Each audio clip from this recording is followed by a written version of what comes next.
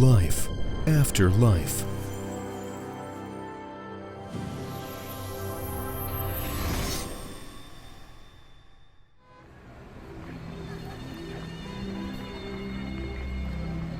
After the incident with her parents, Isabel came to Master's class. She'd made up her mind that nothing would stop her, and she would do what she saw fit. How are you? She remembered everything that had happened and burst into tears. The Master gave her a fatherly hug. Don't be upset. This is your battle for your freedom, your individuality.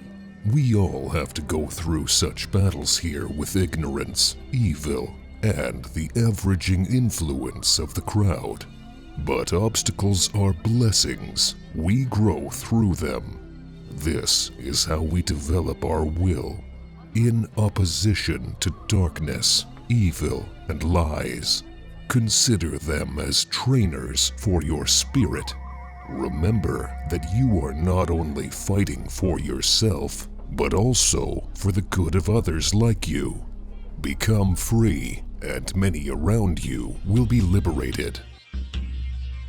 The Master invited her into a room where several of his students were already present.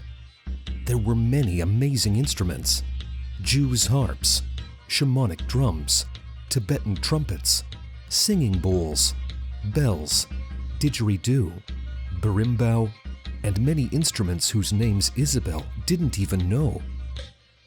Here I compose music of transformation. It's a special magical music that can change people and the whole world. There's an ancient science called orphism, which teaches how to embody your intention through art, achieve any goal, and convey higher states to people. He took a Jew's harp and began to play it. Amazing, enchanting sounds filled the space. Suddenly, other instruments started playing, accompanying the Master. Those present couldn't understand what was going on. Jan was also here with his friends. He saw that angels descended and began to accompany the Master.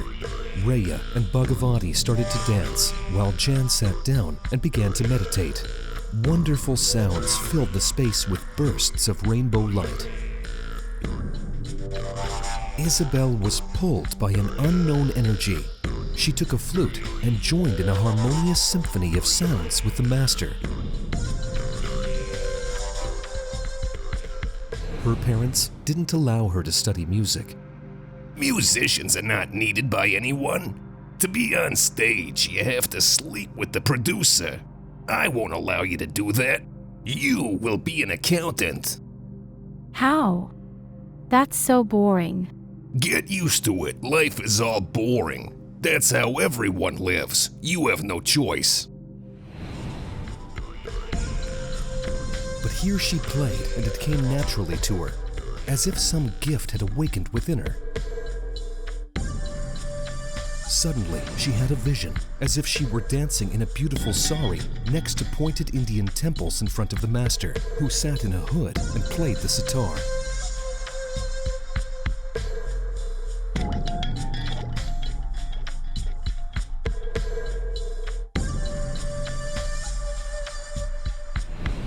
What is this?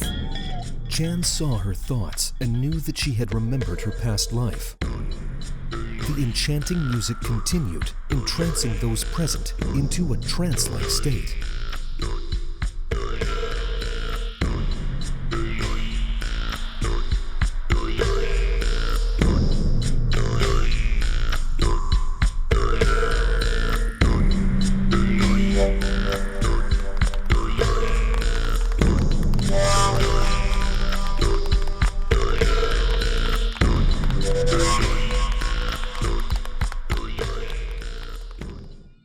After the concert, Isabel talked about how her father humiliated her.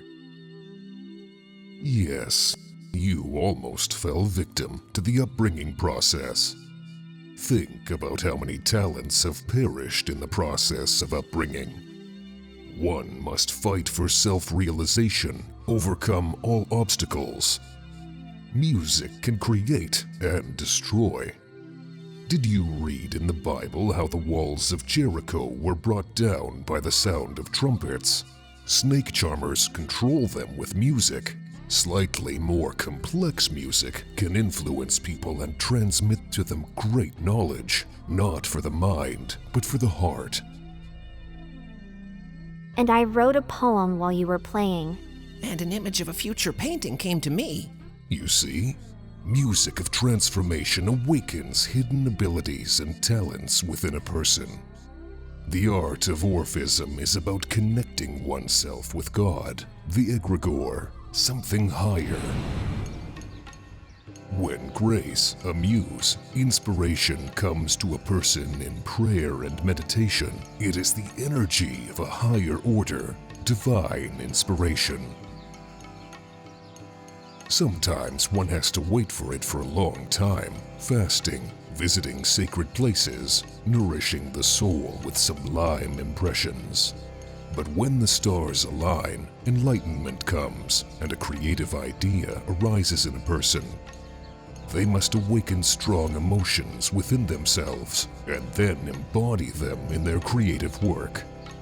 This creation will carry the power of these emotions and connect people with the higher mind that gave this idea, leading them to God.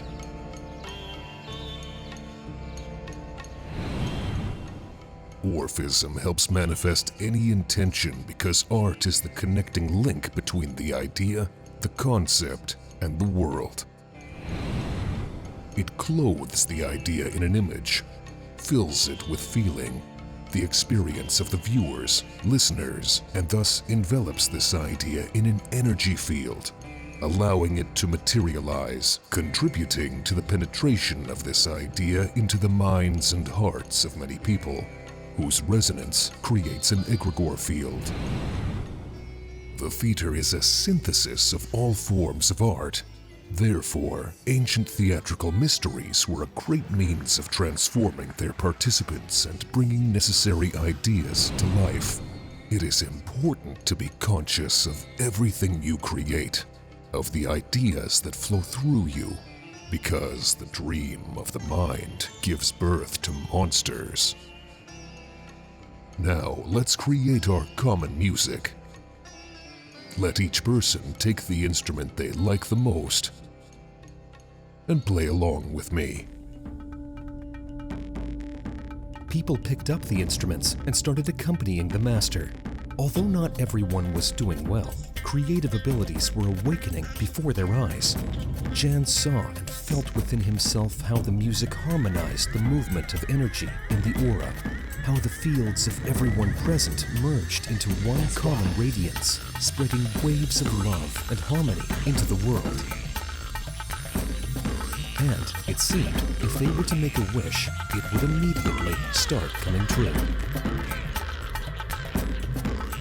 At the end of the improvised concert, the master approached Isabel and handed her a USB drive. Take this. It's your individual music here. It expresses the music of the spheres, your astrological code, and will help unfold your abilities. Your true self. Isabel took Master's gift with reverence. Tears streamed down her cheeks. Only here did she receive the support and understanding she had been deprived of throughout her childhood in her family.